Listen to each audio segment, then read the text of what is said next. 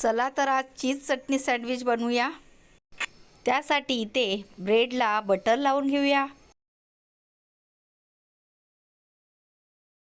ब्रेडला butter लावून झालेला आहे।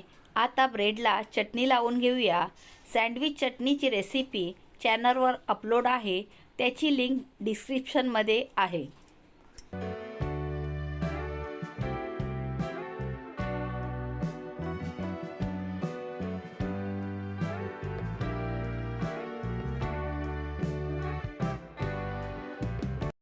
अशा प्रकारे तयार झालेला सँडविच कट करून घेऊया। चटणी विथ चीज सँडविच तयार आहे। रेसिपी आवडली तर लाईक करा, शेअर करा, सबस्क्राईब करा। वेळात वेळ काढून तुम्ही ही रेसिपी पाहिली त्याबद्दल खूप खूप आभार। लवकरच परत भेटूया अशाच एका नव्या रेसिपी सोबत। तोपर्यंत बाय बाय।